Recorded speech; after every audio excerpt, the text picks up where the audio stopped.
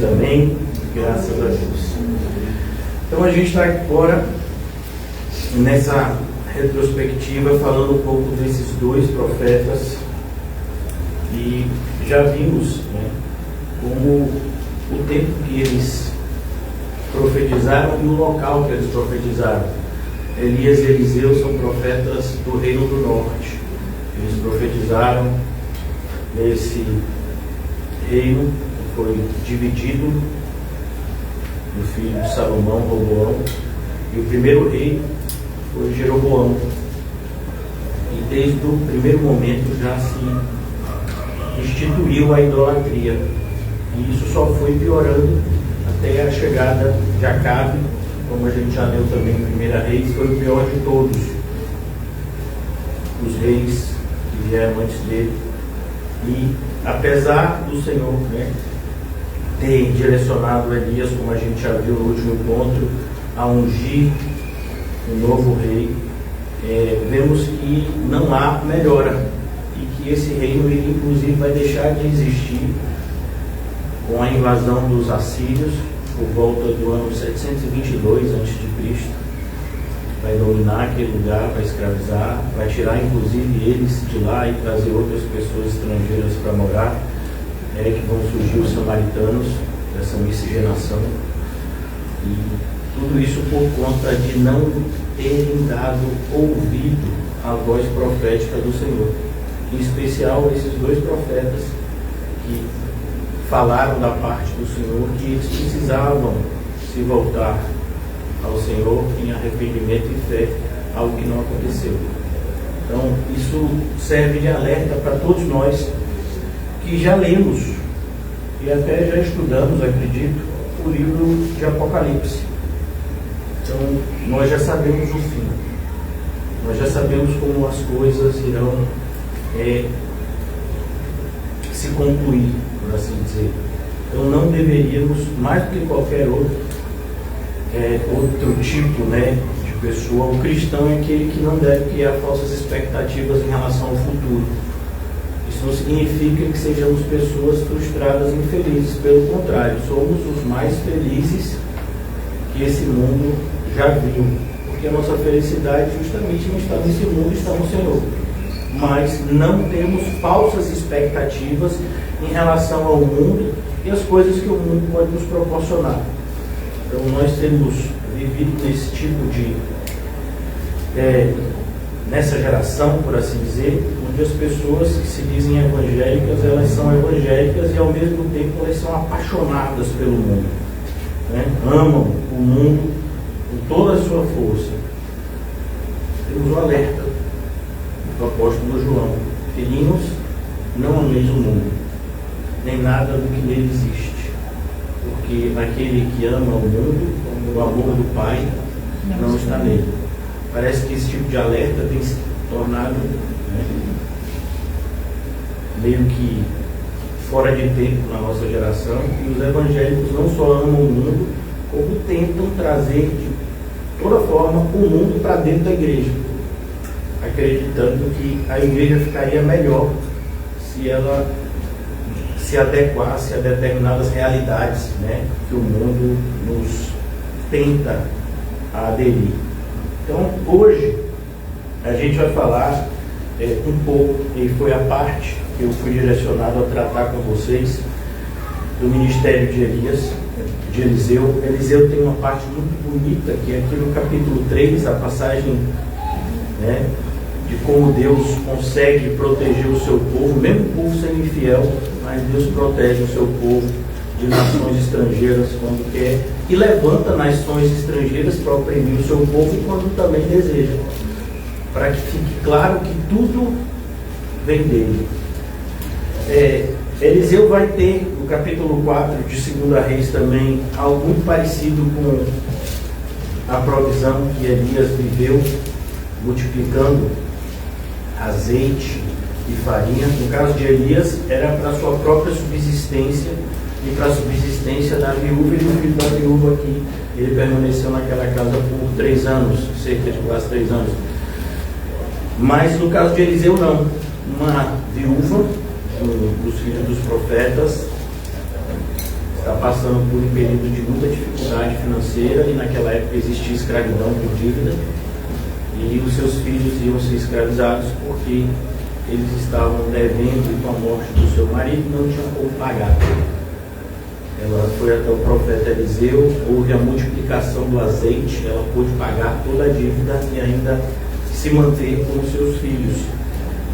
E continuando, né? Mas a passagem que eu queria tratar com vocês é justamente a que está no capítulo 5. Acredito ser a mais atual, não que as outras não sejam, tudo que a gente falou aqui ou falasse seria extremamente atual e prático para os nossos dias, mas diante do cenário evangélico e das dificuldades que a gente tem vivido e presenciado, como o apóstolo Paulo já havia dito para a gente de forma muito cirúrgica e precisa, o amor ao dinheiro é a raiz de todos os males. Isso não mudou. E é importante entender, é importante acreditar nesse alerta. O amor ao dinheiro é a raiz de todos os males. O grande problema, um dos maiores problemas em lutar contra isso é porque muitos cristãos sequer admitem essa dificuldade sobre eles. E normalmente eles dão respostas como: não, mas eu não amo dinheiro, eu só quero ter uma vida tranquila, eu só quero pagar minhas contas, né? Eu quero poder ajudar o próximo. E frases hipócritas como essa, que nós bem sabemos que todos que estamos aqui amamos o dinheiro e temos que lutar contra isso. Nós temos uma forte tendência, né, a queremos uma vida boa, e não tem problema ter uma vida boa. O problema é o que é uma vida boa. Na maioria das vezes a gente acha que uma vida boa é uma vida sem problemas. Isso não é uma vida boa. Como é que nós iríamos crescer espiritualmente se não fosse as adversidades? Como está escrito na carta de Pedro, primeira carta de Pedro, se eu não me engano, é justamente por meio dela que nós crescemos espiritualmente. Assim como o ouro é purificado, o cristão é purificado por meio das provações que ele passa. Então, temos que tomar muito cuidado, como já foi dito, com aquilo que desejamos, porque uma das formas mais terríveis de juízo divino está justamente em Deus nos dar o que pedimos. Então, cuidado, porque se você tem insistido no engano, Deus pode te dar o engano, como está escrito em 2 Tessalonicenses capítulo 2. Então eu queria estudar um pouco com vocês o capítulo 5 de 2 Reis, e depois a gente vai partir, como eu disse, para a aplicação prática, né, desse momento profético no Antigo Testamento, que é muito parecido com o que a gente vive hoje também, como vocês já aprenderam. Então, o capítulo 5 de 2 Reis, já deu tempo de encontrar. Amém? Amém. Amém. Qualquer dificuldade do Antigo Testamento, se quiserem uma dica melhor, 2 Reis fica depois de 1 Reis. Vocês se ajudem, né? E pastor, fica antes de 3 Reis? Não, porque não tem 3 Reis. 1 Reis, 2 Reis. Então aqui no capítulo 5 aparece a figura de Naamã. Naamã, ele fazia parte de um povo vizinho a Israel, e inclusive mais poderoso do ponto de vista, né, armamentista, e que tinha inclusive uma escrava que era do povo de Israel. E Naamã, capitão do exército do rei da Síria, era um grande homem diante do seu senhor. Então, Naamã era uma pessoa muito importante na Síria, diante do rei da Síria, que tinha, como eu disse a vocês, né, esse papel de destaque na região. Era o povo mais poderoso daquela região naquele momento. E Naamã era um general, do rei. E de muito respeito, porque por ele, o Senhor, agora quem foi? O Senhor, aqui o Senhor é Deus, não mais Senhor escrito de forma minúscula, se referindo ao rei da Síria. O Senhor dera livramento aos sírios. Mas vem cá, como o Senhor dá livramento a povo ímpio? Pô, ele faz o que quer. Se hoje existem pessoas muito ricas, quem colocou essas pessoas como muito ricas? Deus. Se você estudasse, por exemplo, a vida de alguns dos homens mais conhecidos da nossa geração, principalmente pela sua riqueza, eles não nasceram ricos. Bill Gates, por exemplo, ele, foi o presidente, o fundador da Microsoft, que hoje em dia é um dos homens mais ricos do mundo. Outro homem também da tecnologia, muito famoso, que gosta de brigar com o pessoal que disciplina no Tribunal Federal, que comprou o X, o nome dele? O Elon Musk. Então essas pessoas, elas eram de uma família relativamente não rica, e que estudaram, criaram grandes empresas, e hoje em dia são pessoas extremamente poderosas e riquíssimas. E quem fez isso?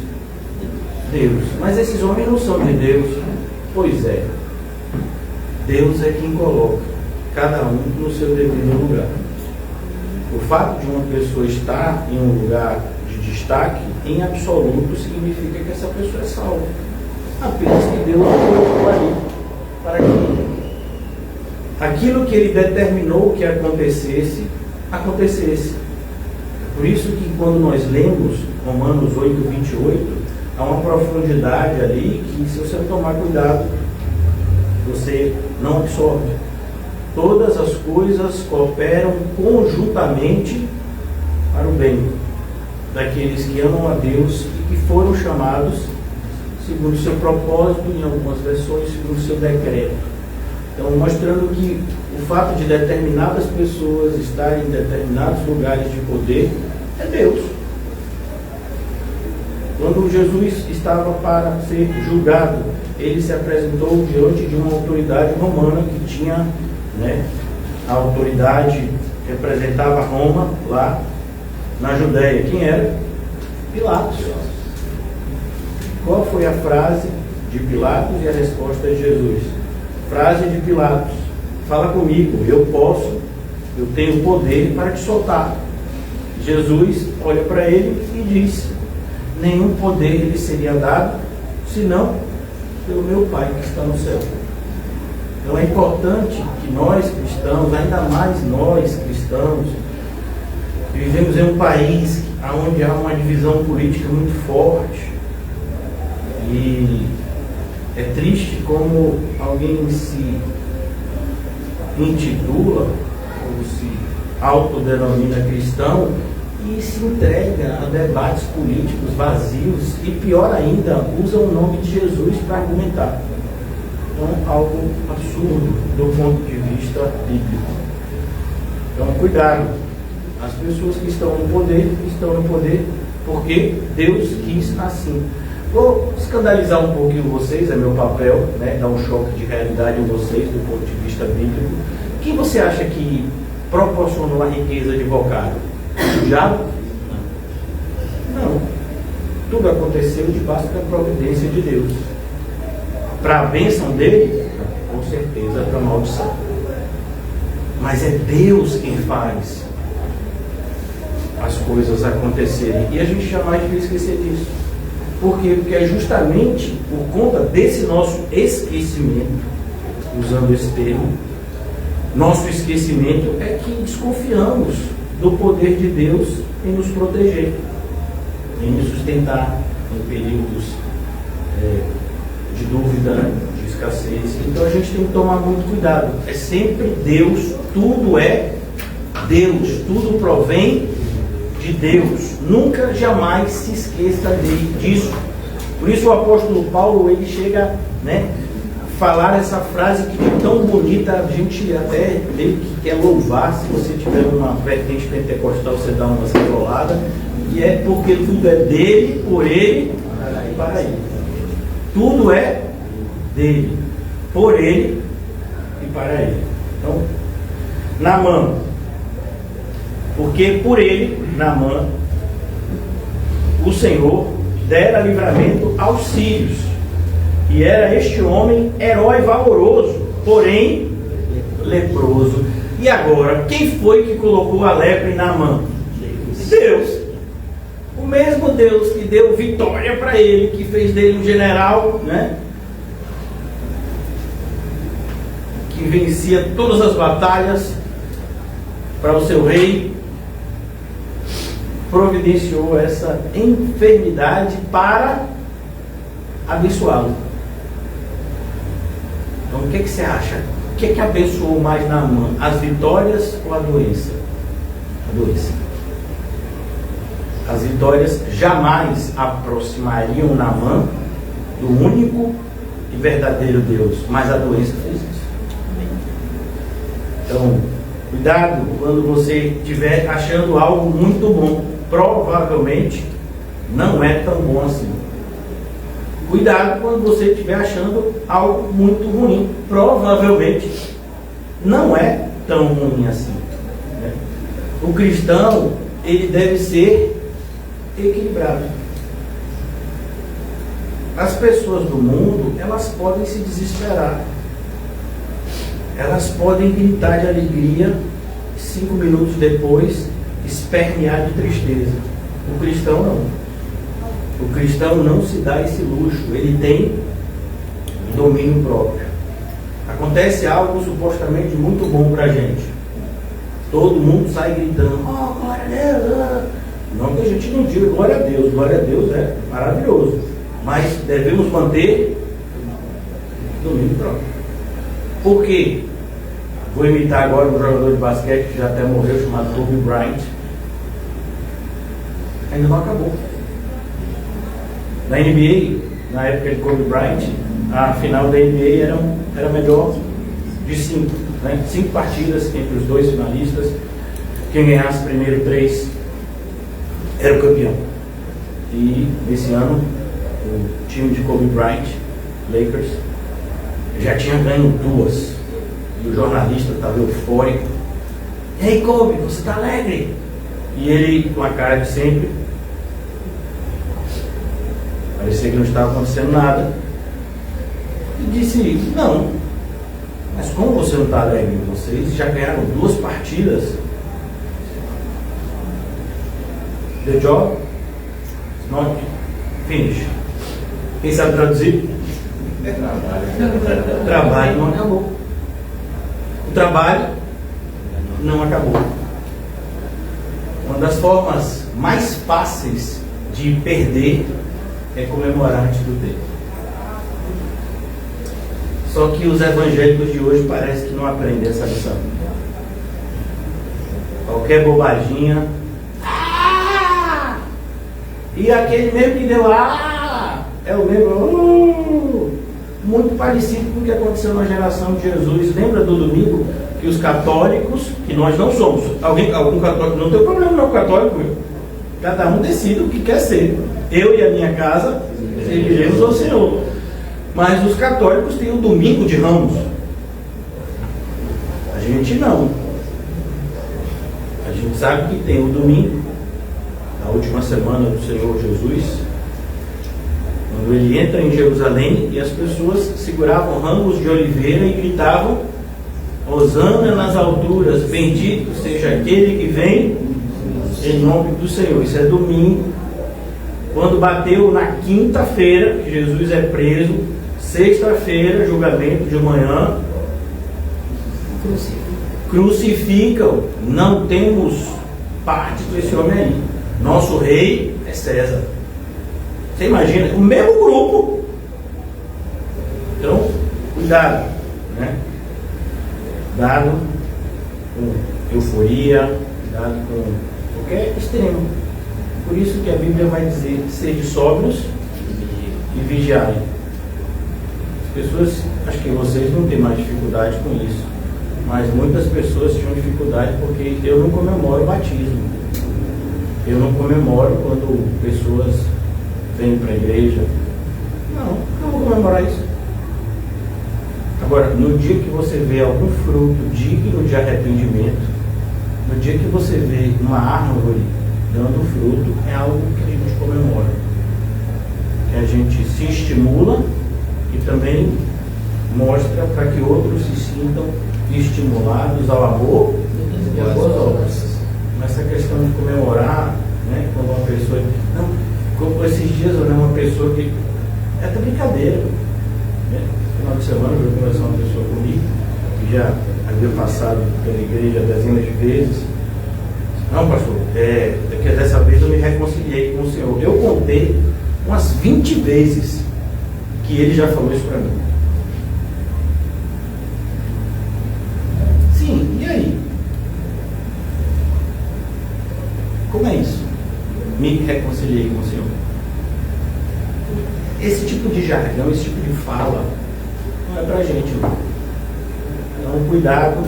Você tem que entender que a vida cristã é algo sério. A gente é o povo mais feliz do mundo. Temos consciência em relação a isso. Mas somos pessoas também reverentes em relação à nossa fé. Então, quem quiser escarnecer de Deus, não vai encontrar guarida em nós. Amém. Deus não se deixa escarnecer. Tudo aquilo que o homem plantar, o homem ceifará. Então, Naamã, ele experimenta essas duas faces do mundo, né? Uma face vitoriosa, que as pessoas celebram, e ao mesmo tempo muito triste, porque a lepra, ela não era só uma doença. A lepra era uma condenação ao isolamento. Porque as pessoas leprosas, elas não podiam mais ter contato com os outros. Elas ficavam, né, reclusas. Então, versículo 2: E saíram tropas da Síria, da terra de Israel, e levaram presa uma menina que ficou ao serviço da mulher de Naamã. E aqui eu quero falar uma coisa para vocês, uma prática que foi muito comum em determinada época da história da igreja. Algo muito triste na história da humanidade foi a escravidão, sem sombra de dúvidas. Num período em que existia escravidão, alguns jovens, eles se vendiam como escravos para que pudessem evangelizar os escravos. Isso é ser crente. Então, eles se despediam dos seus familiares, e a maioria das pessoas que fizeram isso, eles eram bem jovens. Não eram ainda já idosos, nem velhos, não, jovens. Tem inclusive um filme que eles moravianos, um filme que trata disso. Eles foram chamados a evangelizar nessas colônias onde havia escravidão, só que a única forma deles chegarem lá era como escravos. Então eles se colocavam como escravos, voluntariamente se despediam da vida do passado, sem nenhuma expectativa de tê-la de novo, e se entregavam. Aí depois a gente se pergunta por que o nosso evangelismo é tão fraco. A gente não abre mão de nada para evangelizar. O que vai ter autoridade? Aqueles que me honram, eu honrarei. Então, aqui a gente vai ver essa menininha, quando ela foi levada escrava de Israel, ela não fazia a mínima ideia que ela ia ser uma missionária. E olha que a gente está aqui muito tempo antes do Evangelho chegar de forma mais clara por meio de Cristo. Mas já era a vontade de Deus salvar pessoas de todos os povos, línguas e nações. E como é que Deus vai chegar até a Síria por meio de um profeta? Por meio de uma comitiva? Não, uma menininha desdeitada, segundo o desenho bíblico, no processo de uma nova dentição. A terra de Israel. E saíram tropas da Síria, versículo 2, da terra de Israel, e levaram presa uma menina que ficou a serviço da mulher de Naamã. Vemos outro caso que Deus vai usar, que é o caso do próprio José, filho de Jacó. Ele chegou no Egito como fosse escravo. Ele foi vendido por seus irmãos a uma comitiva, né, de ismaelitas que estava se dirigindo para o Egito. Quando ele chega lá no Egito, ele é comercializado como escravo e ele vai parar na casa de Potifar. Mesma coisa aqui, versículo 3.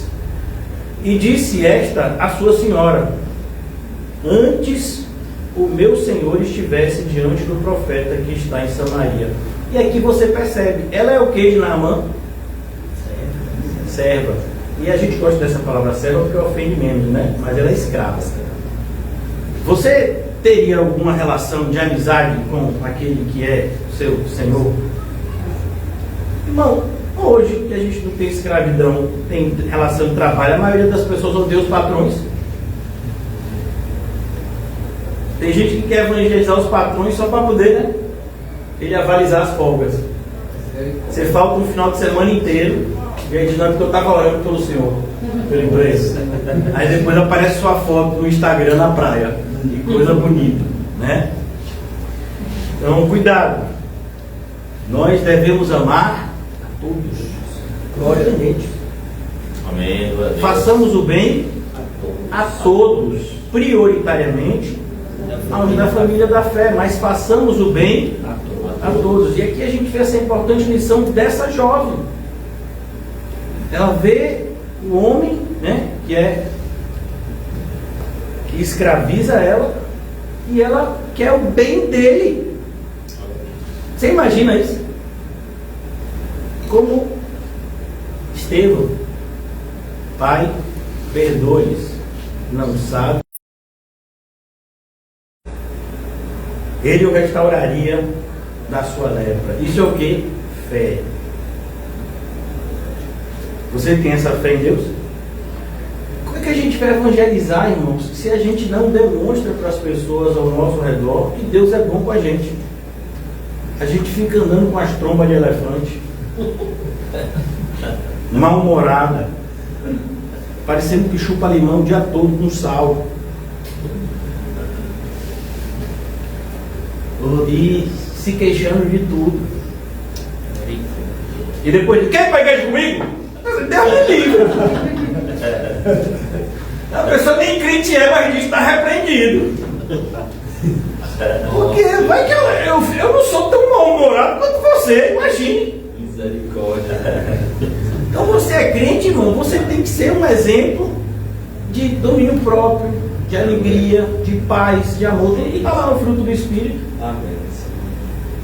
Tem que deixar essa pulga atrás da orelha das pessoas. Mas como é que pode essa pessoa cheia de problema? E olha que ela só sabe metade. Ela é cheia de problema e ainda está assim, feliz, alegre, não se queixando de nada. Deixa eu ver o que essa pessoa está bebendo, né? E aí vem aqui, de repente, conhecer. Então, a alegria é contagiante. Se você é crente, se você tem a experiência da salvação, irmão, você vai ficar triste com o quê? Porque seu time perdeu. E daí? Mas não é time de futebol, pois. Não, você é salvo. Mas estou lá no futebol, lá no céu tem baba. Se tiver, não vai ter perna de pau. Porque lá no céu é todo mundo bom no que faz. Minha esperança de jogar futebol um dia é lá. Aqui, reconheço minhas limitações. Então, cuidado, para que você não permita que os ladrões de alegria roubem você. Então, nós somos todos os dias assaltados. É verdade, pastor, a gente é assaltado. Não, eu estou falando de outro tipo de assalto. A gente acorda de manhã, as pessoas querem assaltar a nossa alegria. Quem quer assaltar a nossa alegria? O despertador. E aí você, né, vai escovar o dente. Aí de repente, tem um choque de realidade. Está faltando algum dente. E o dia vai começando, só começando ali. Você vai tomar o café da manhã e não tem as coisas que de repente você gostaria que tivesse. Ou você diz: não, hoje eu vou fazer jejum intermitente. Quando dá 10 horas da manhã, você vê um sanduíche, não aguenta, come, quebrou o jejum. E você vai passando o dia tempo todo passando, através de situações que, se você não tomar cuidado, elas vão drenar a sua alegria. Quando deveria ser o contrário. Cada instante do meu dia, uma vez que eu vejo que o Senhor Jesus está cuidando de mim, com tanto amor, tanta dedicação, de forma completamente merecida da minha parte, isso deveria suscitar em mim gratidão e alegria. Cada segundo do meu dia deveria estar mais alegre. Mas normalmente o que a gente percebe? A gente chega no final do dia meio que na reserva da alegria. Quando ela já não acabou no meio-dia, né? E o carro já ficou na rua. Então, cuidado. Versículo 4. Então foi Naamã e notificou ao seu senhor. Quem é o senhor de Naamã? Deus? Não, o rei da Síria. Dizendo, assim e assim. E falou a menina, que é da terra de Israel. Então disse o rei da Síria: vai, anda, enviarei uma carta ao rei de Israel. E foi e tomou na sua mão 10 talentos de prata, 6.000 ciclos de ouro e 10 mudas de roupa. Isso aqui, irmãos, para você pode não ser muita coisa, mas é uma pequena fortuna, né? E Naamã leva isso no sentido de que se eu tiver minha cura, eu vou ter que pagar, porque é assim que funciona o mundo. No mundo, as pessoas acham que tudo tem preço. E como você é cristão, você sabe que não é assim. Normalmente, o que tem preço é porque não tem valor. O que tem valor não tem preço. Pastor, não entendi. Oi, irmão. O que tem valor para você é aquilo que é importante, é o que é o seu tesouro. E isso não está à venda. Não tem preço. Quando algo tem preço, é porque não tem valor. Então nós não estamos à venda. Nós fomos comprados e somos de Cristo. O rei vai lá dar a carta, mostrando justamente, né, é o rei da Síria, não mexam comigo. E levou a carta ao rei de Israel, dizendo: logo em chegando a ti esta carta, saibas que eu te enviei Naamã, meu servo, versículo 6, para que o cures da sua lepra. Imagine, pessoa que não fez medicina, não tem nada com Deus, recebe uma ordem dessa, mas quer me matar. Então, com a cabeça do rei, ele está arranjando confusão, porque ele quer invadir a gente aqui e dominar. Ele só está querendo um pretexto, né? E sucedeu que, lendo o rei de Israel a carta, versículo 7, rasgou as suas vestes, porque ele começou a pensar isso. A Síria é muito mais poderosa, isso daqui ele está usando como pretexto, porque como é que eu vou curar? Porque o rei era ímpio. Lembra?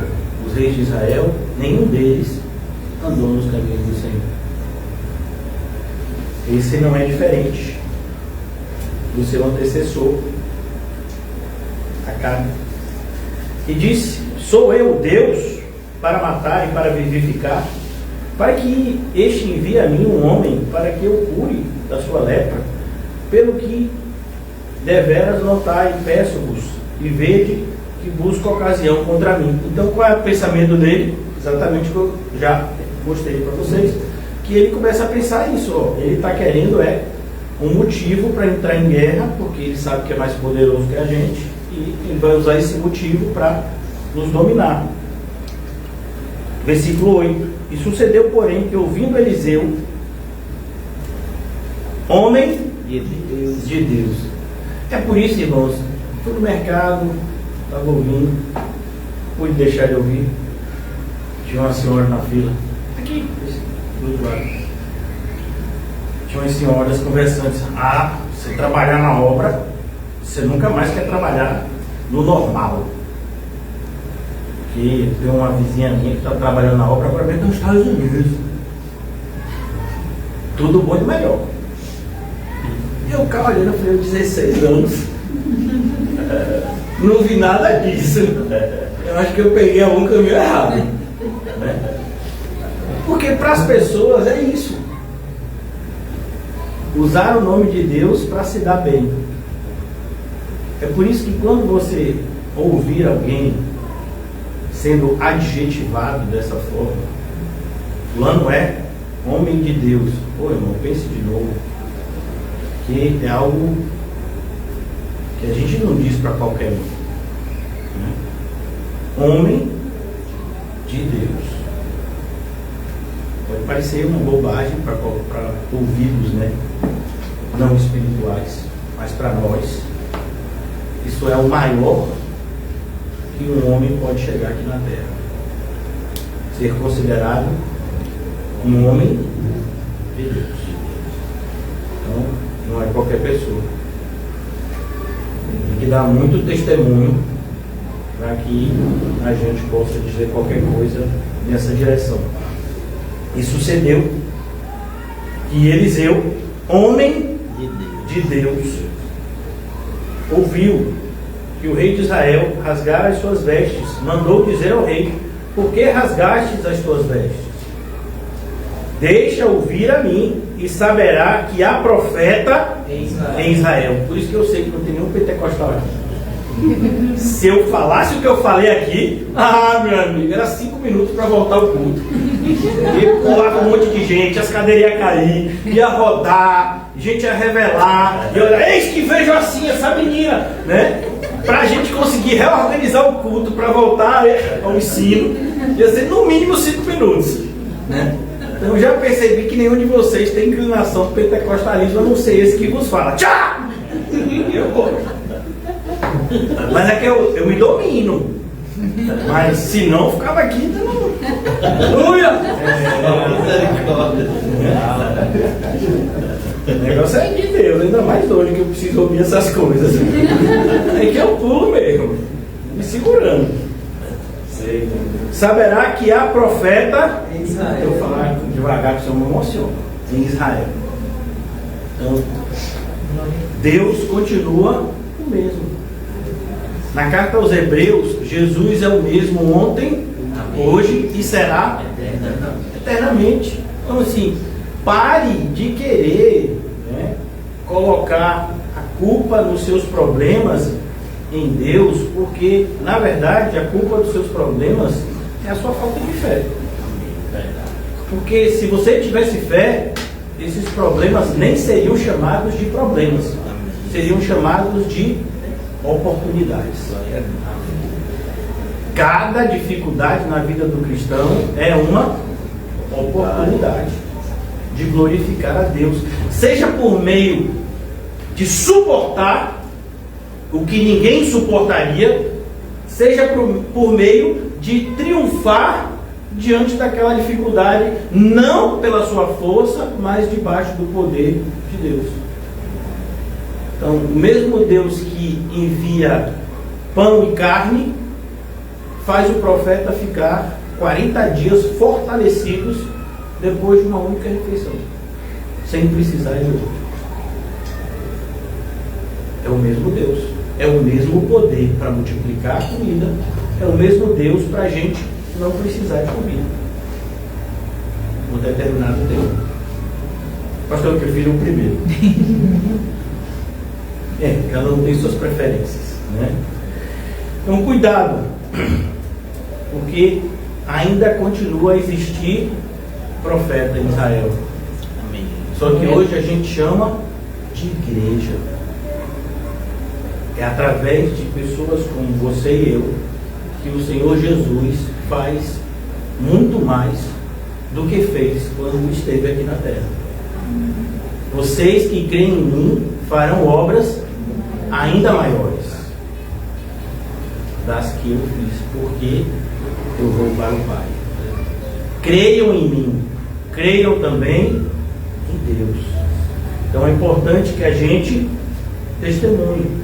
Há profeta, há um Deus todo-poderoso que continua a agir por meio da sua igreja, amém, do seu corpo. Ele é capaz de fazer muito mais do que pedimos ou pensamos, segundo o seu poder que opera eficazmente em nós. Em nós. Então, cuidado para você não estar negligenciando o livramento que está em você. Às vezes a gente está procurando livramento em tudo quanto é lugar, ele está em você. A sua comunhão com Deus. A gente acha que quem vai dar livramento é aquela pessoa, aquela pessoa, aquela pessoa, aquela pessoa. Não. O reino de Deus não está ali, nem acolá, ele está dentro. Então, nós já fomos abençoados com toda sorte de bênçãos. Então, continuando, versículo 9. E veio, pois, Naamã com os seus cavalos e com o seu carro, e parou à porta da casa de Eliseu. Mais ou menos, você sabe o cara. É quando você chegar em Abu Dhabi, em Dubai, nem vá agora, porque já sabe que só se for para pregar, porque o negócio está pegando pro lado de lá. O pessoal riquinho que gosta de ir para lá, ninguém está querendo ir agora, não sei por quê. Agora está barato a viagem. Mas você chega nessas cidades, Dubai e Abu Dhabi, irmão, o carro da polícia é um Ferrari. Você imagina? Não vou ter que ser preso. Porque nunca andei de Ferrari, vou andar agora. Vou me levar para a delegacia, tomar que me soltem depois. Meu Deus. Você imagina?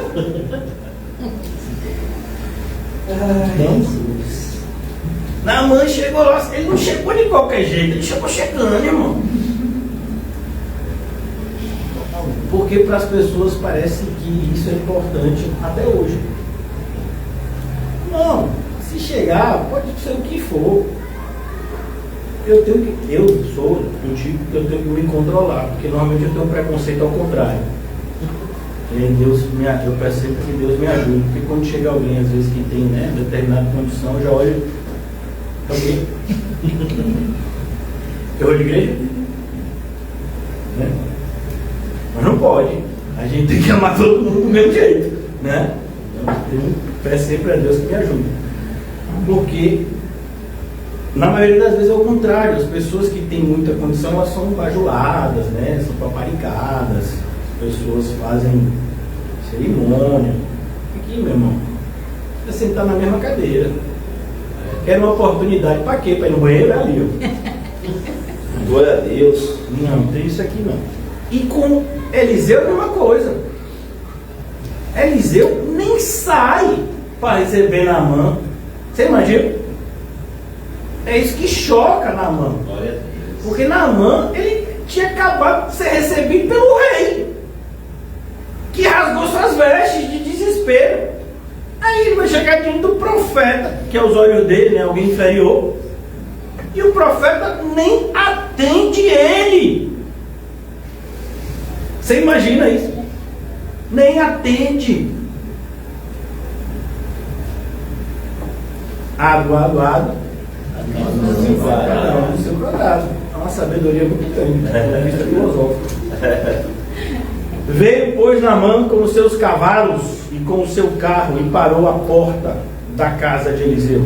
Então Eliseu lhe mandou um mensageiro, dizendo: vai, lava-te 7 vezes no Jordão, e a tua carne será curada, e ficarás limpo. Em algumas traduções, mais próximas ao texto original, ficarás purificado. E a lepra, saindo do contexto sírio, entrando no contexto agora do povo de Deus, a lepra não era vista somente como uma enfermidade de pele, mas era visto como um juízo de Deus, a maioria das vezes. Então aqui, Naamã fica extremamente desapontado. E veja, o profeta Eliseu disse: você vai ser curado, é só tomar 7 mergulhos, já pensou que coisa boa. Você está leproso, sem esperança nenhuma de melhora, sem expectativa nenhuma desse quadro mudar. Chega lá diante do rei, o rei piora a situação, o rei de Israel, no caso. Aí quando ele vai até a casa de Eliseu, Eliseu manda um recado pelo mensageiro: você vai ficar curado. Ali no Rio Jordão, toma 7 mergulhos, e você vai ficar curado. Mas veja o que o orgulho faz com a gente. E até hoje a gente passa por isso. Você prega para uma pessoa muitas vezes sobre o caminho, e a pessoa vai dizer: mas o que é que eu tenho que fazer para ser salvo? Creia em Cristo. Arrependa-se. Mas me arrepender de quê? Sou uma pessoa tão boa. Você não prestou atenção no que a gente fala. Nós somos muito ruins. Mas é muito ruim mesmo. Só que na maioria das vezes a gente não enxerga isso. Nós nos achamos bons. E uma das formas que nós usamos para chegar a essa conclusão tão insensata é medir a nossa suposta justiça pela injustiça dos outros. E quando você chega no ônibus, eu quando estava lá na boca do rio ficava mais, né? Indo, às vezes ia, voltava. E às vezes eu pegava um ônibus e entrava uns crentes. Eu podia estar roubando, eu podia estar matando, eu podia estar estrupando, mas estou aqui falando da palavra de Deus. Eu falei: não ouvi até agora a palavra de Deus. Estou aqui precisando de uma ajuda. Você vai me ajudar? Fala: ou eu ajudo ou ele me rouba. Né? Você começa a se sentir coagido por esse tipo de pregação que as pessoas fazem nos coletivos. Como se nós nos entregarmos a fazer coisas ruins pudesse proporcionar para a gente alguma coisa de bom. Hoje em dia parece que é ruim querer ser bom, e é bom querer ser ruim. É o que mais a gente ouve. Não seja besta, não seja burro. Pare com isso. Vão montar em você. A Bíblia vai dizer que é bom tentar ser bom. Ninguém perde nada seguindo o exemplo de Cristo. Mas não seguindo o exemplo de Cristo, qualquer coisa que a gente ache que está ganhando é perda. Esse é um princípio cristalino na Bíblia e repetido várias vezes. Mas apesar disso, os cristãos insistem em não dar crédito. Os crentes da nossa geração. Então Eliseu lhe mandou uma mensagem: vai, lava-te 7 vezes no Jordão, e a tua carne será curada, ficarás purificado. Porém Naamã muito se indignou. E se foi dizendo: eis que eu dizia comigo, certamente ele sairá, por-se-á em pé, invocará o nome do Senhor seu Deus, e passará a sua mão sobre o lugar, e restaurará o leproso. Vê que a gente é assim, irmãos. Você quer ver que a gente é assim? Nas nossas orações. Você imagina, você chega em casa e não tem nada para comer. Você quer pedir a Deus que envie mantimento. Como é que vai ser a sua oração? Senhor, tu criaste o céu, a terra, o mar. Tu que fizeste os querubins, os colocaste acima das nuvens do céu. A gente é embromation. A gente acha que está enrolando a Deus. Uma oração pública, muitas vezes a gente faz essa chamada doxologia, glorifica a Deus. Não tem problema. Mas quando é a gente, Deus, Senhor, o senhor está vendo aí, Senhor, não tem nada para comer, por favor, me ajuda. Como foi a oração de Elias para poder o menino voltar a viver? O que o Senhor quer da gente? Sinceridade, irmão. Sabe, relacionamento com Deus tem que ser um relacionamento com um Pai que nos ama. Muitas vezes a gente se envolve em um formalismo que Deus nunca viu com bons olhos.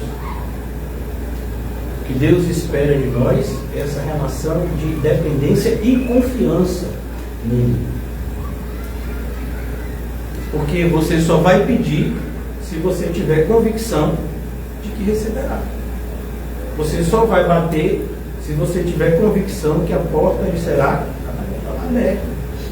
Então aqui, Elias representa esse sem número de evangélicos que quer, na verdade, show. Por isso que tem um programa evangélico, né? Se é que pode chamar de evangélico, que tem justamente esse nome, o show da fé. A fé agora virou show, espetáculo. Então as pessoas querem espetáculo. Não basta curar, tem que curar bonito. Imagine que você chegou cego. E aí a pessoa diz, tá bom, veja, aí você viu. Ah, mas você não disse, eis que vejo assim, vai caindo a escama, vai caindo, vai caindo, vai caindo. Você não fez isso. Você só disse que seja feito conforme a sua fé. Veja. Não foi tão legal quanto vai vindo, vai vindo, vai vindo, vai vindo, né? A gente quer o show. A gente quer a bagunça. A gente quer a baderna. A gente quer a gritaria. E Deus não trabalha assim. É por isso que as supostas igrejas onde isso acontece, você já sabe que não é Deus que está fazendo com que as pessoas ajam dessa forma.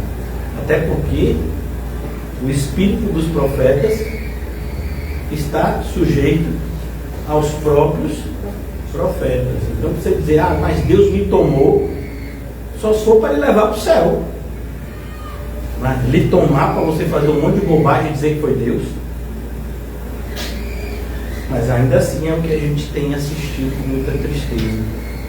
Então Eliseu lhe mandou uma mensagem por meio desse mensageiro. Naamã ficou indignado, porque ele criou uma expectativa. Lembra o problema das expectativas?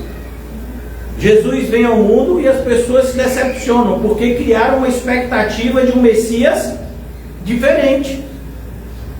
De um Messias que fosse lá e brigasse com todo mundo, expulsasse os romanos, um Messias que usasse todo o seu poder, né?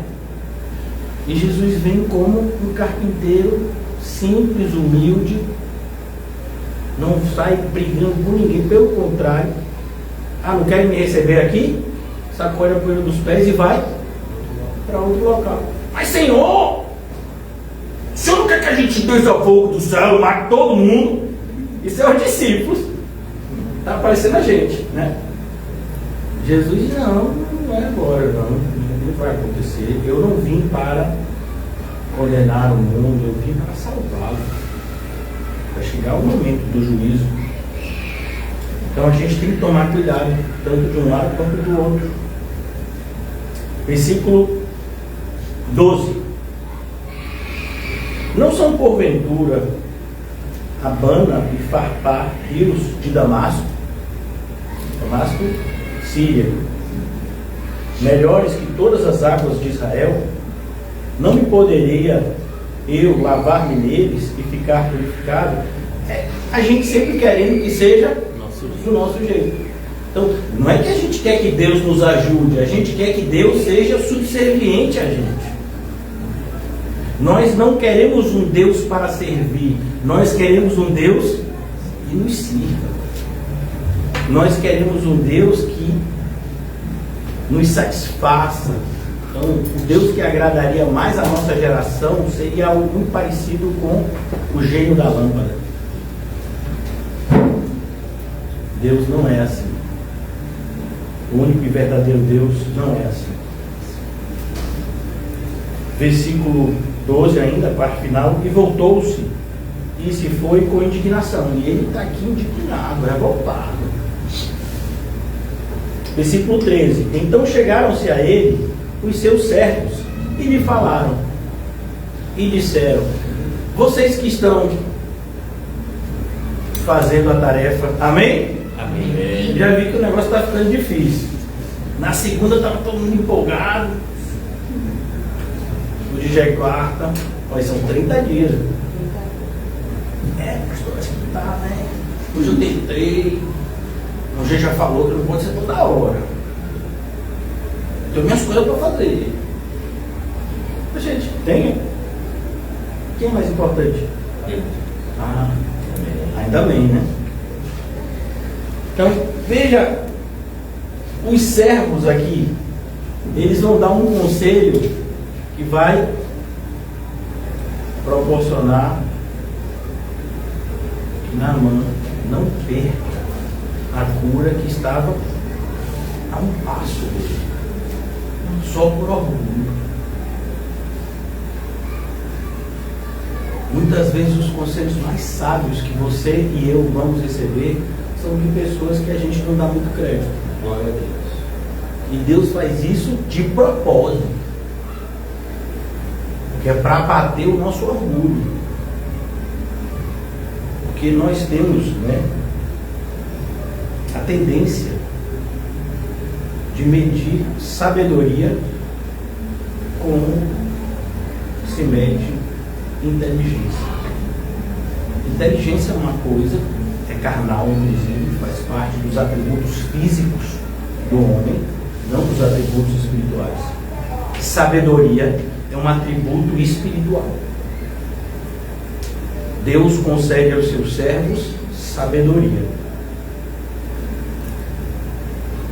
Muitas pessoas do mundo vão ter inteligência,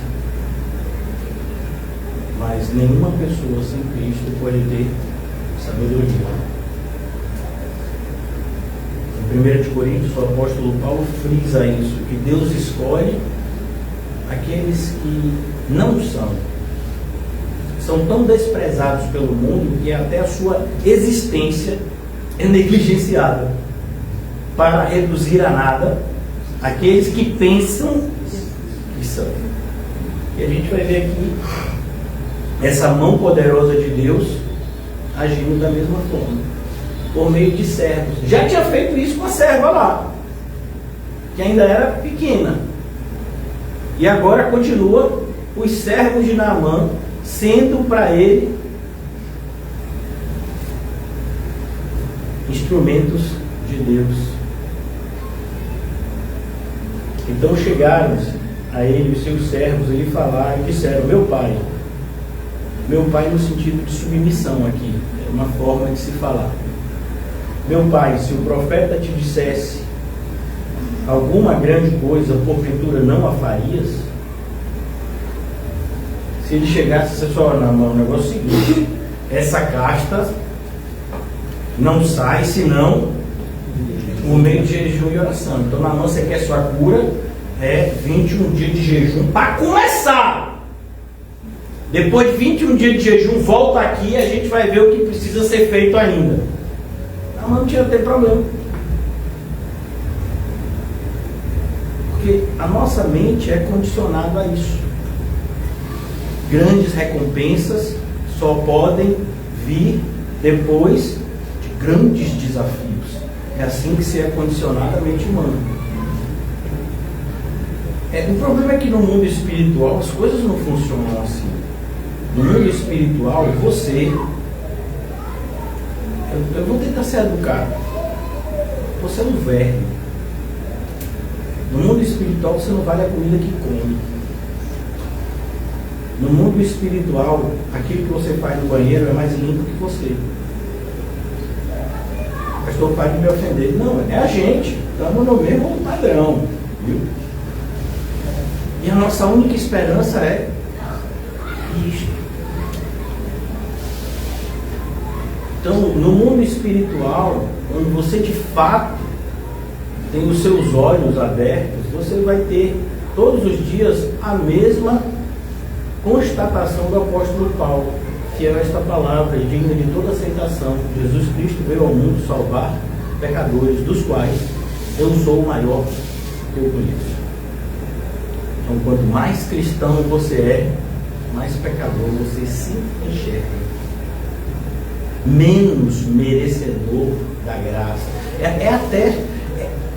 É até ilógico a frase, porque a gente não pode merecer uma coisa que é de graça, mas a gente chega a esse ponto, e é comum expressões nessas igrejas eu dei lugar, eu paguei o preço. Então essas pessoas são parentes de Naamã. Elas têm essa predisposição carnal. E se continuarem pensando desse jeito, vão ser enganados pelo Senhor, sabedoria segundo o mundo. E vai levá-los à cidade da moralidade e da civilidade, achando que isso aliviará as nossas cargas. E não vai. Chegaram-se a ele os seus servos, e lhe falaram e disseram: meu pai,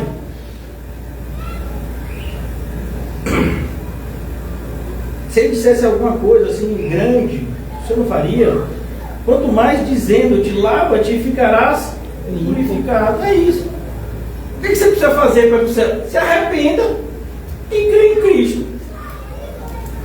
Ah, isso é fácil demais. Vá fazer. Todo mundo acha que é fácil até fazer.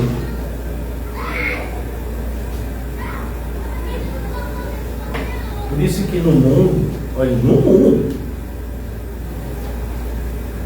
a gente nem está falando do reino de Deus, só para você ver, mas no mundo você tem uma divisão segundo, né, aquilo que uma pessoa é ou pode ser. Aí você tem de um lado os críticos e você tem do outro lado aqueles que fazem alguma coisa. Pastor, então o senhor está me dizendo que os críticos não fazem nada?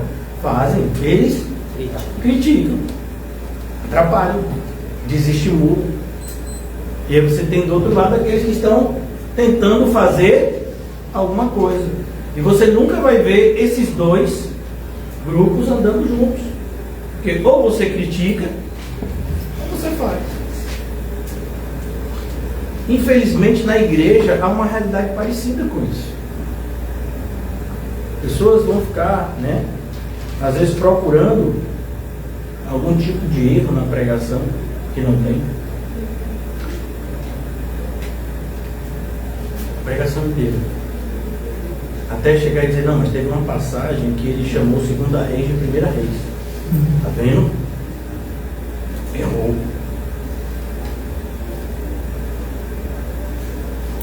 Isso era relevante para o que a gente pregou aqui? Não.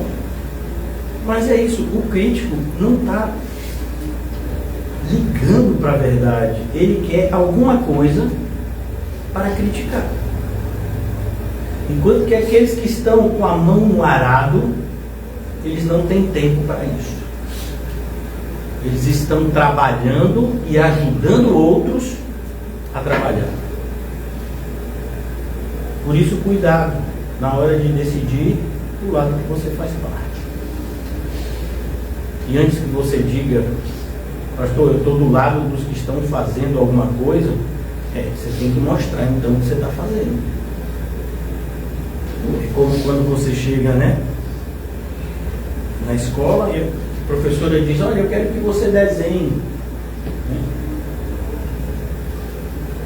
um dia ensolarado na floresta. Cada criança vai desenhar, algumas têm aptidões, alguns são como eu sou abaixo da média. Se você me pedir para desenhar alguma coisa, eu vou te advertir. Não é um demônio o que eu desenhei. Talvez você pense que eu não sei desenhar nada, né? Se você me der, sabe aqueles desenhos pontilhadozinhos que você só tinha que seguir a linha, eu consigo estragar aquilo. Então eu sou muito abaixo da média.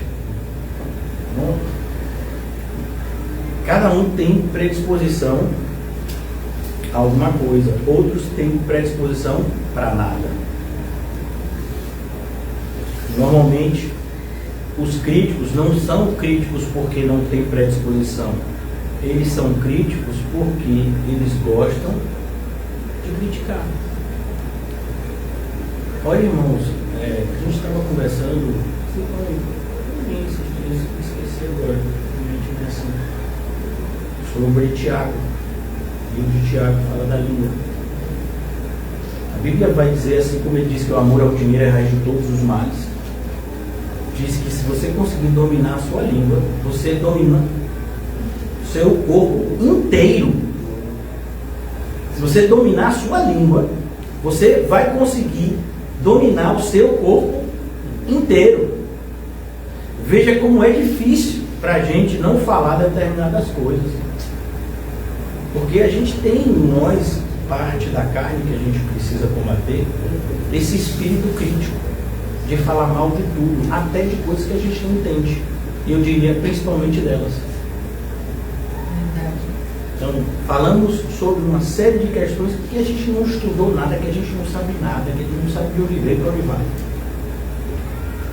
E isso é irresponsabilidade. Você não precisa falar tudo que vem na sua cabeça. Eu diria, é loucura você fazer isso.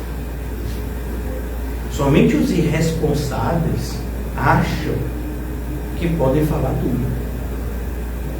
Porque não tem responsabilidade na sua fala. As pessoas falam absurdos e depois dizem foi mal. No meu caso, que sou alvo de muitos absurdos, já está perdoado. Tranquilo. Mas o problema é que tem Deus. Jesus chega a dizer que nós teremos que dar conta de cada palavra frívola. Você sabe o que é uma palavra frívola? É uma palavra que você falou sem pensar. Pode ser algo assim que você nem tinha intenção de falar nada de ruim. Mas falou. Não devia ter falado. Então, cuidado para que você não seja assim, ainda como os servos de Naamã. Use a sua boca para estimular para o amor e para as boas obras, não o contrário. Então, aqui no versículo 14, então desceu e mergulhou no Jordão. Olha a influência desses servos na vida de Naamã. Naamã fez o que eles falaram. E Naamã, eles foram instrumentos de Deus. Quando Deus quiser que você seja um instrumento dele, vai ser como Paulo diante de Miriam. Deus abriu Lídia.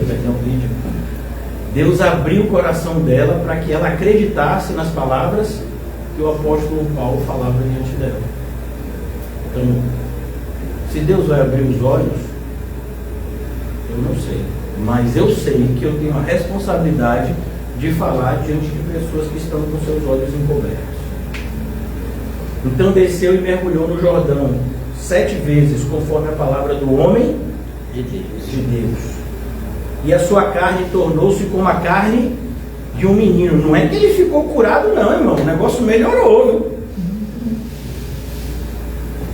viu? E ficou purificado. E aqui a gente vai chegar aonde de fato devemos dar uma importância maior ainda. Versículo 15: então voltou o homem de Deus, ele e toda a sua comitiva, e chegando, pôs-se diante dele, e disse: eis que agora sei que em toda a terra não há Deus senão em Israel. Você pensa que tudo começou com aquela menininha desdeitada. Veja, na obra de Deus, que segundo as pessoas que estavam no mercado, vai te levar a triunfos mirabolantes. Na obra de Deus não tem trabalho grande e pequeno. Tem trabalho. A seara é grande e os ceifeiros são poucos. O Senhor Jesus contou uma parábola só para ver se a gente diminuía diante da grande cilada que é o orgulho espiritual, como diria Jonathan Edwards. E a parábola que Jesus conta é a seguinte: determinado homem tinha um campo, estava na época da colheita. Ele foi no começo do dia, chegou: ô, quem quer trabalhar? Todo mundo que estava ali disse: eu quero trabalhar. Foi todo mundo trabalhar. acertou o trabalho, acertou o valor, é esse o valor que eu vou pagar a quem trabalhar hoje.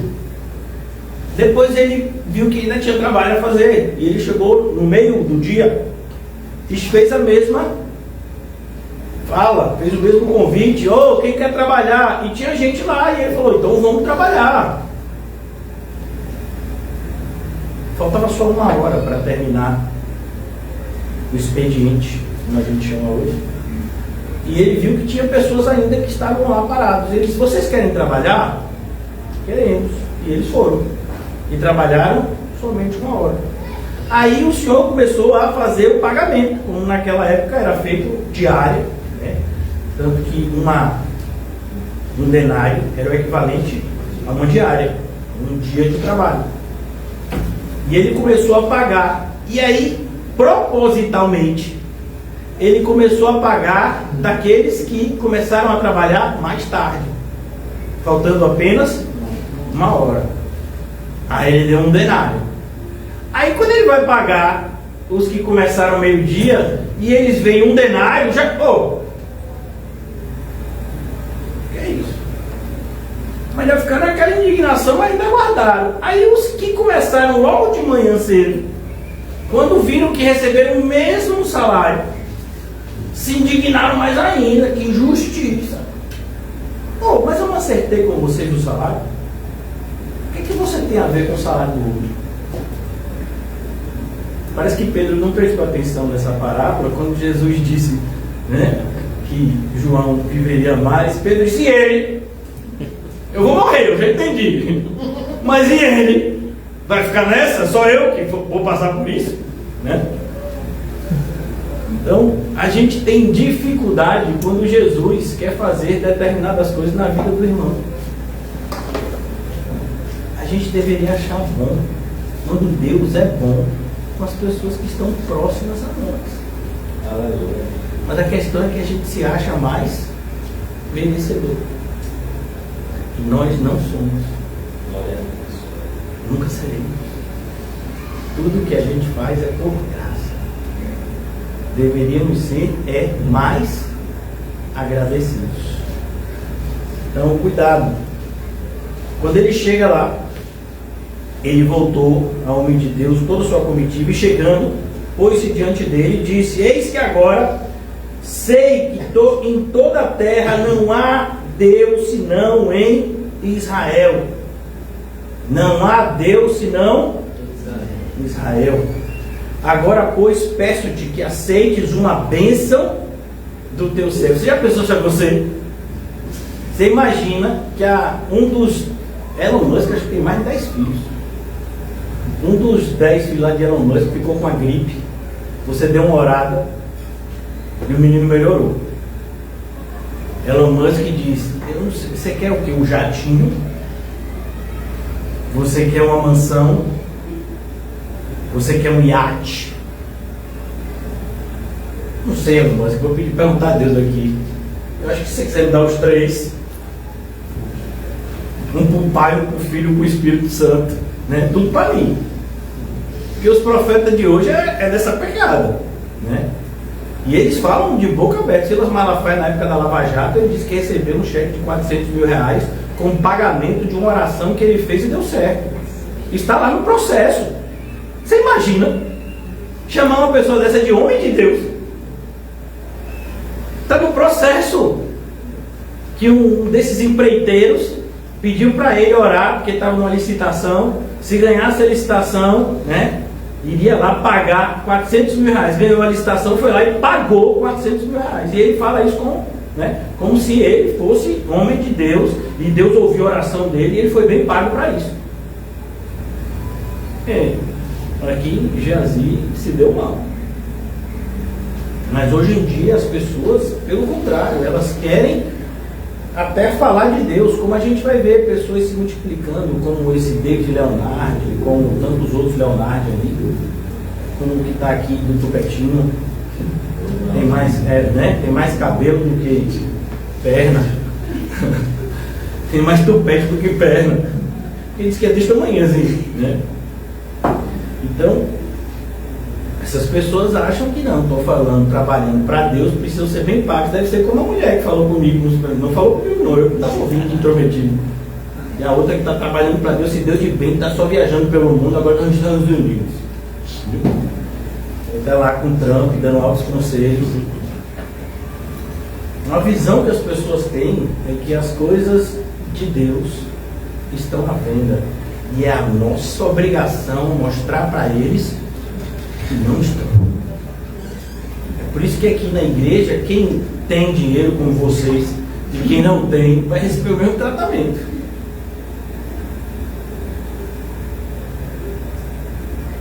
Num passado distante já tentaram me persuadir, né? Mas não funciona, não vai, não consigo, é mais forte, né?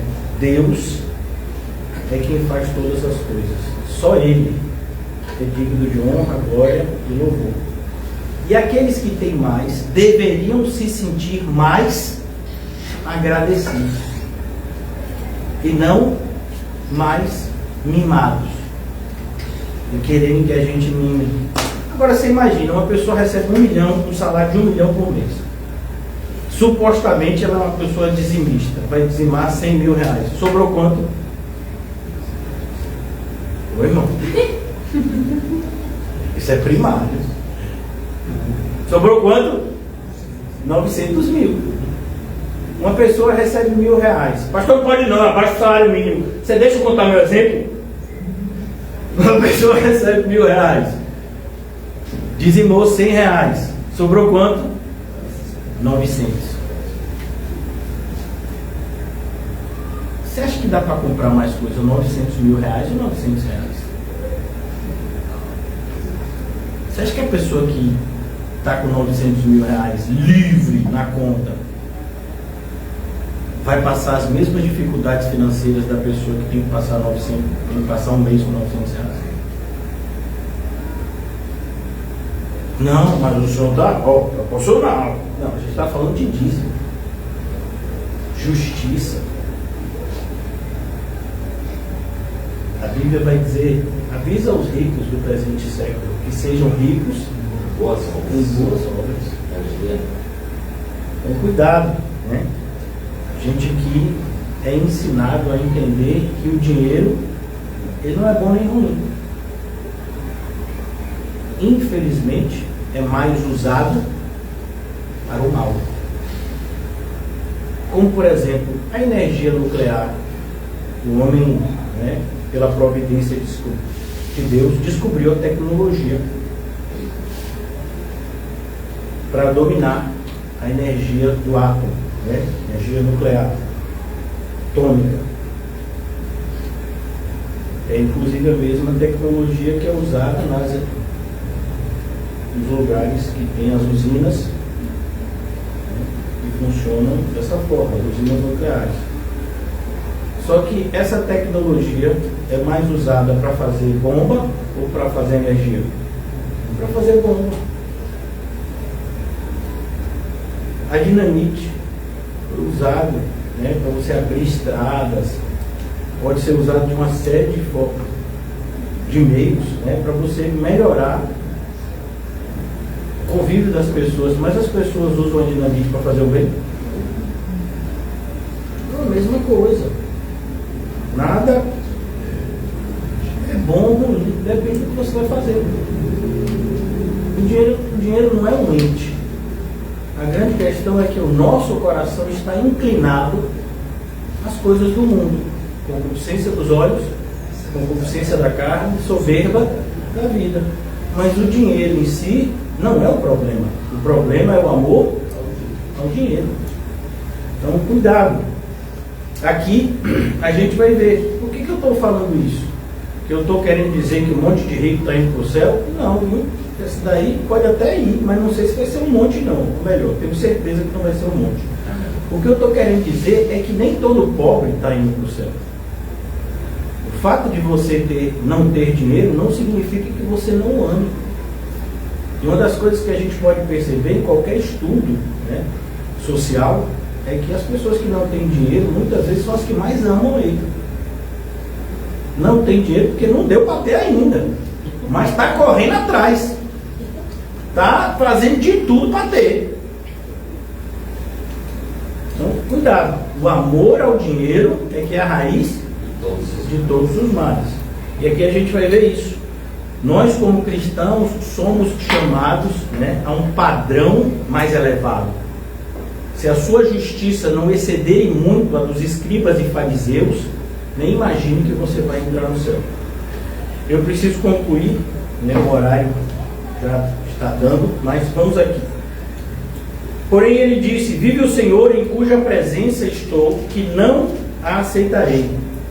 E estou com ele para que aceitasse, mas ele recusou. Ó, como foi o contrário de hoje. Hoje o pessoal fica pedindo dinheiro para os ímpios, né? Não, aqui não. Aqui foi Naamã, que já estava passando esse processo de conversão, que quer, né, dar, mas para que não ficasse nenhum tipo de confusão na mente da Naamã, achando que Deus é como os outros deuses que são comprados. Não aceito nada, não foi o que fiz, foi Deus. Então se arrependa, creia nele. É assim, Deus espera de você, Naamã, obediência e não sacrifício. Aprenda o que um rei de Israel um dia não aprendeu, que foi Saul.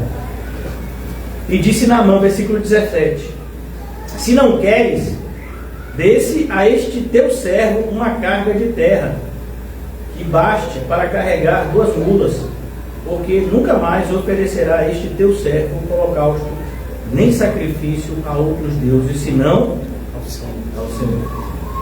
Foi o que aconteceu aqui. Naamã virou crente, irmão. Qual o preço disso? Glória a Deus. Nenhum. Não tem como quantificar isso. Faço de tudo para com todos, para, se possível, salvar alguns. É isso que o apóstolo Paulo vai dizer. Por isso que o apóstolo Paulo passou por privações e teve que trabalhar quando ele estava em Coríntios. Porque os irmãos de Coríntios não entendiam a sua responsabilidade para com o apóstolo Paulo.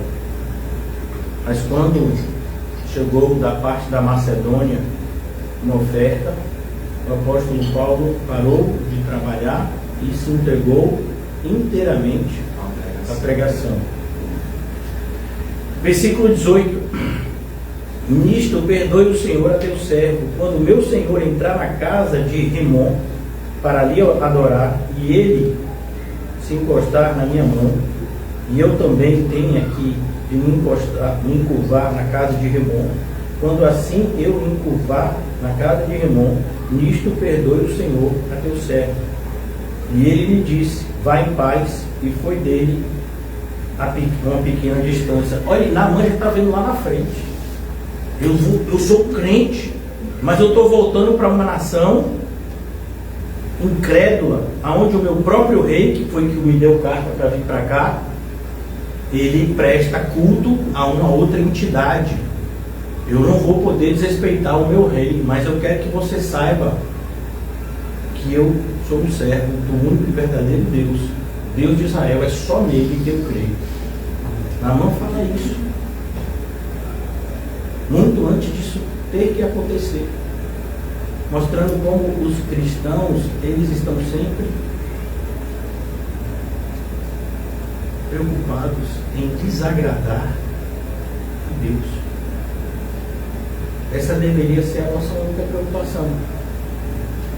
Será que isso ou aquilo que eu fizer vai desagradar a Deus? Porque não é essa a minha intenção.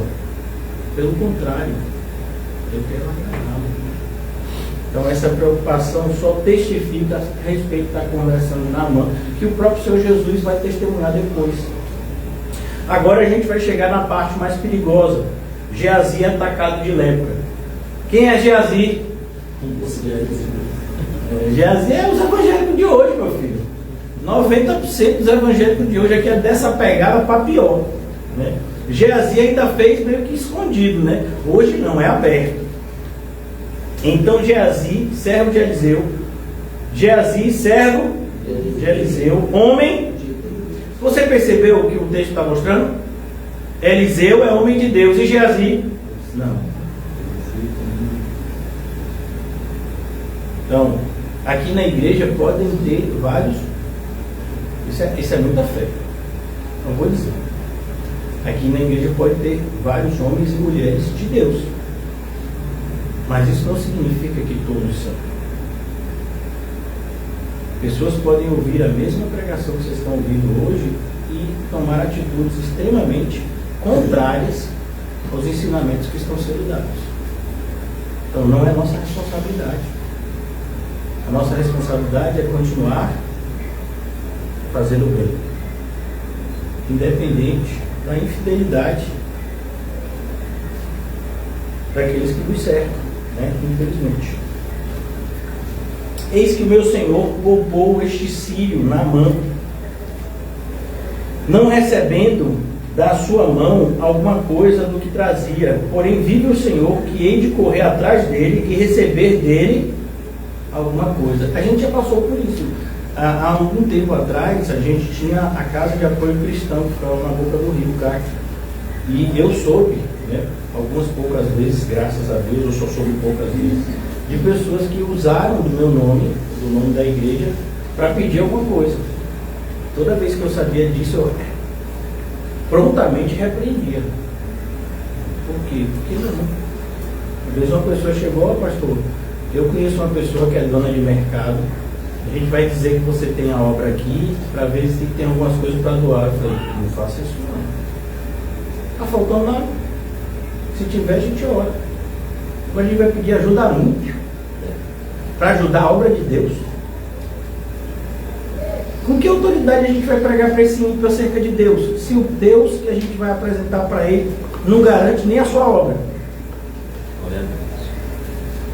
A gente sabe inclusive de uma suposta igreja que foi edificada pedindo materiais de construção usando o nome do Senhor.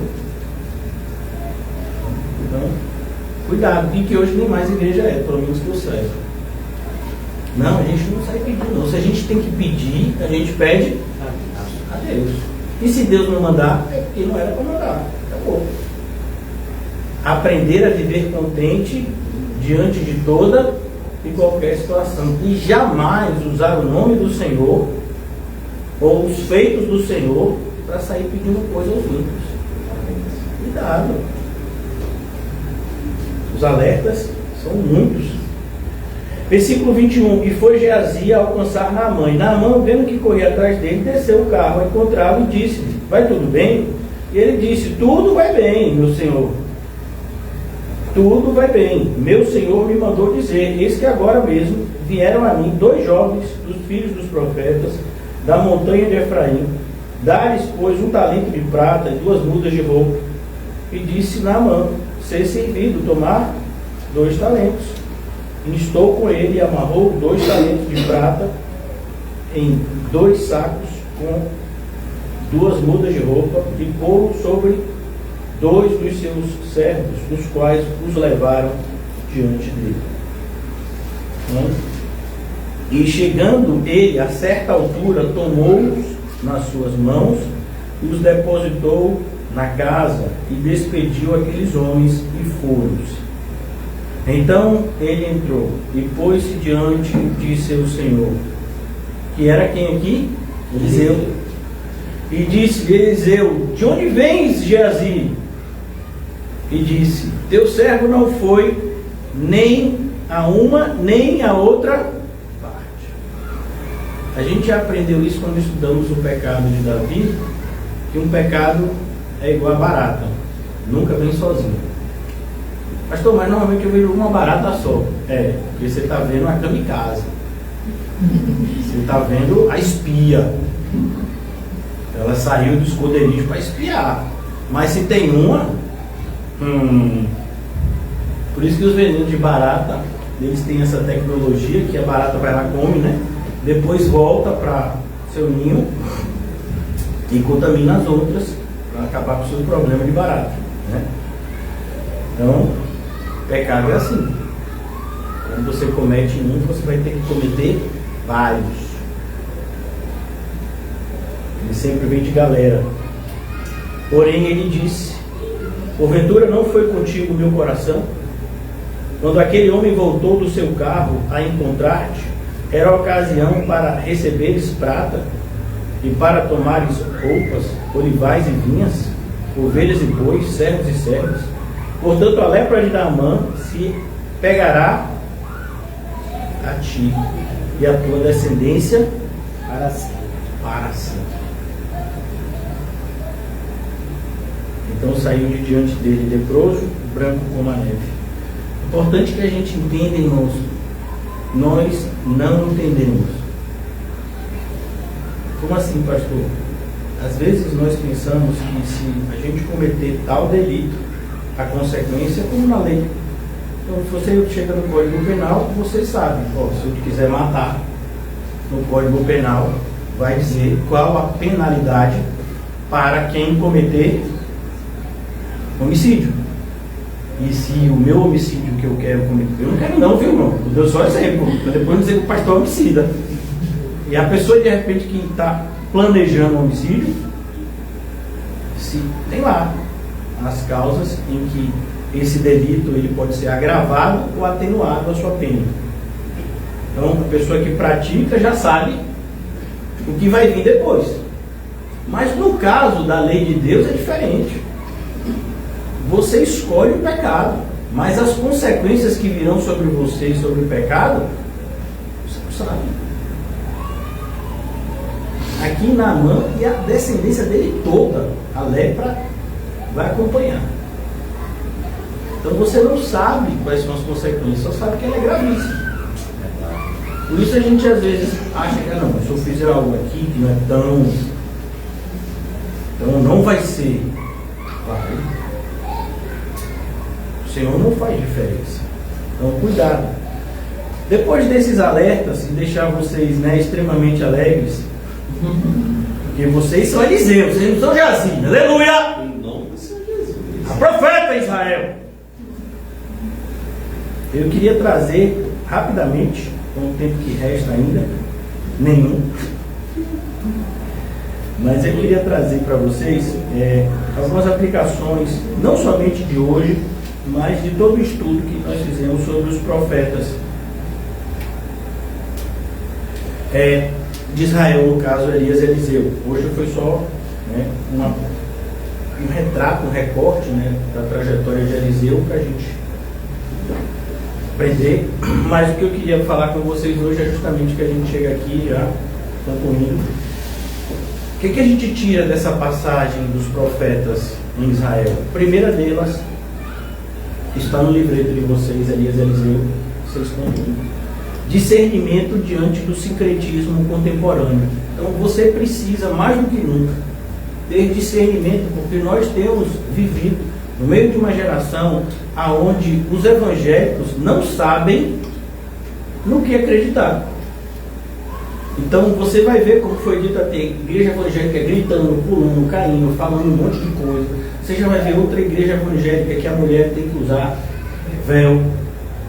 Tem outras que não pode usar abrigo, não pode usar batom. Tem outras que pode usar o que quiser, tem até boate dentro, né? Então, e aí, como é isso? É a Bíblia que está certa. E a gente vai ter que ter discernimento. Tem umas igrejas que vão dizer que ter muito dinheiro é o que o crente deveria buscar para poder honrar a Deus e Deus parecer, Deus ser glorificado na sua vida e o seu evangelismo se tornar mais eficaz através desse sucesso e enriquecimento. Tem igrejas que falam isso, né? Então a gente precisa desse discernimento na geração que a gente está, na mesma coisa do pessoal que estava lá. O que você acha que enfrentaram aqueles 7.000 joelhos que não se dobraram a Baal diante de um rei como Acabe e de uma rainha como Jezabel? Então 7.000 tiveram que lutar diligentemente pela fé que de uma vez por todas foi dada a eles. Então é preciso que vocês, como cristãos, aprendam a batalhar pela fé, exercendo discernimento. Segunda coisa, que a gente também viu nos estudos sobre o profeta Elias e hoje sobre o profeta Eliseu, dependência na providência em tempos de escassez. É o que o apóstolo Paulo diz para a gente: eu aprendi a viver contente em toda e qualquer situação. Então, quando nós estivermos vivenciando períodos de dificuldade material, precisamos confiar em Deus. É difícil, pastor? É claro que é. Senão o caminho não seria chamado de caminho apertado. Estreita é a porta. O caminho é apertado. Ele te pressiona de todos os lados. Então, quando nós estamos diante de períodos, né, de escassez, é exatamente nesses momentos que a nossa fé está sendo testada e que nós precisamos demonstrar essa confiança em Deus e não sair por aí como Geazi e tantos outros. Terceira coisa que a gente aprendeu também como aplicação prática para as nossas vidas: o lugar da fraqueza na vida espiritual. O apóstolo Paulo diz assim: quando estou fraco é que eu estou forte. É exatamente nesses momentos de fraqueza, como foi o caso de Elias na caverna, por exemplo, onde nós vamos ser agraciados com revelações de Deus na nossa vida. Então, não tenha receio de reconhecer diante de Deus a sua fraqueza. Nós somos fracos.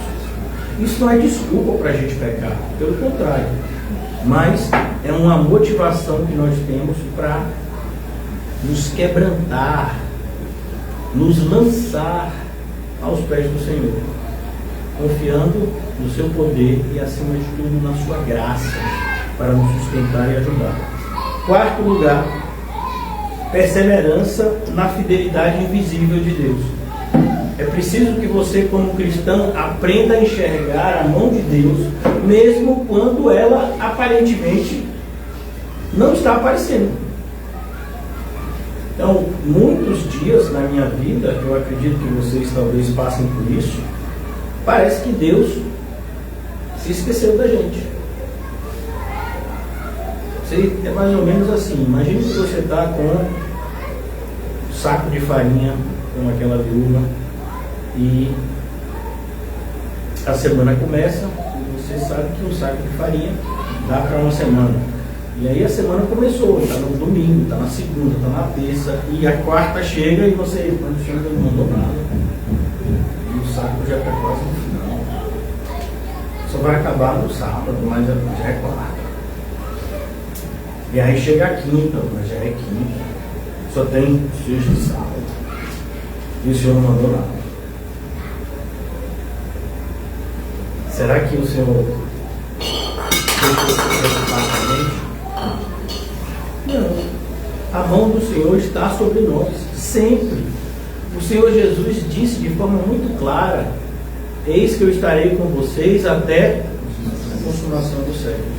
E a fé é justamente ver o invisível, continuar acreditando, continuar entendendo, sabendo que vale a pena obedecer a Deus. Por isso que no livro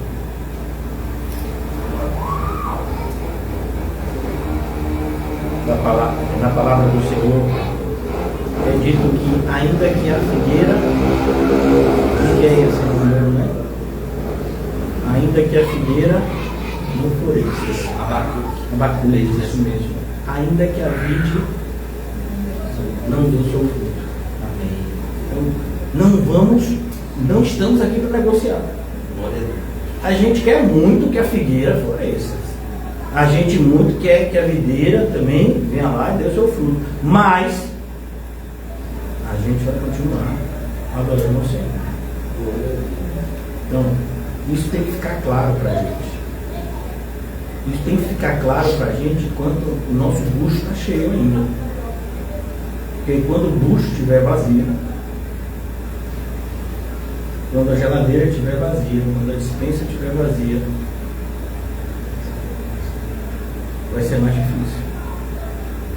E é por isso que a gente precisa ter essa determinação antes, entendendo que momentos como esse podem nos alcançar, mas nós não negociaremos. Então, essa fala pode parecer dura para muitos ouvidos, mas isso é uma verdade bíblica. Somente aquele que perseverar até o fim será salvo. Quinto ponto, Justiça como expressão de espiritualidade. O cristão, irmãos, é a pessoa mais justa que esse mundo jamais viu. O cristão nunca vai querer se dar bem às custas de outro. Aproveitar que nós estamos passando por um período, né, de instabilidade e enriquecer em torno, né, da perda de outros. Não é assim que o cristão vive. O cristão, ele busca fazer as coisas de forma correta, porque ele sabe que tudo que ele faz, ele está fazendo como uma demonstração de que Deus é na sua vida. E último, eu vou parar aqui por causa do horário, a gente vai concluir aqui, é o 6º ponto, apesar de ter mais. A gente tem que permanecer humilde diante da graça. O Senhor prometeu que estaria com a gente, o Senhor prometeu que nos ajudaria, o Senhor prometeu que não deixaria que nós sentíssemos falta de nada, como está escrito no Salmo 23. O Senhor é o meu pastor e de nada sentirei falta. E diante de momentos de aparente vitória, como a gente já viu no caso de Davi, há um perigo muito grande da gente perder a humildade. E humildade é o tipo de atributo que quando você reconhece que tem, você já perdeu. O humilde nunca se vê como humilde. Você vai insistir, rapaz, você é humilde, a pessoa de jeito nenhum, você não conhece, você é uma pessoa super orgulhosa. Luto contra isso todos os dias. Agora vai você hoje dizer, rapaz, você é orgulhoso. Que nada, eu sou humilde. Você me conhece, você quer dizer que eu sou orgulhoso por fora, mas eu por dentro, eu sou super humilde. Eu sou humildão. Então, cuidado. Concluo alertando vocês que tudo que a gente viu nesses estudos acerca dos profetas só aponta para uma verdade: o mundo espiritual é real. Amém. Deus é real. Amém. Como está escrito na carta aos Hebreus, todo aquele que se aproxima de Deus precisa fazê-lo com fé. Pois é impossível agradar a Deus sem fé. Porque quando você se aproxima dele, você tem que acreditar que ele existe e que vale a pena segui-lo. É isso que significa galardoador de todos os que os buscam. Então, eu espero que a gente saia daqui nessa noite motivado a viver o nosso cristianismo além das portas. Desenvolver a nossa salvação com temor e tremor, como a Bíblia nos orienta. Senhor, o Senhor sabe quem somos aqui, sabe de todas as nossas limitações, sabe de todas as nossas angústias, falhas, dores. Por isso nos ajuda, Senhor, a viver como teus filhos, homens e mulheres que não tem nada além de ti. E em ti somos abençoados e nos sentimos os mais abençoados. Não nos permita, Senhor, murmurar. Não nos deixa, Senhor, olhar para trás, como se alguma coisa boa viesse a parte de ti. Pelo contrário, Senhor, que os nossos olhos estejam sempre fixos em ti. Ajuda-nos a correr a carreira que nos está proposta, olhando firmemente para o Senhor, autor e consumador da nossa fé. Nessa noite o Senhor possa fortalecer os que estão fracos, levantar os abatidos e nos dar a todos esse espírito de amor, de poder e de domínio próprio, para que venhamos concluir a nossa jornada combatendo o bom combate. Espere-nos em paz e que a tua paz esteja sempre diante de nós e em nós. Em nome de Jesus, amém e graças a Deus.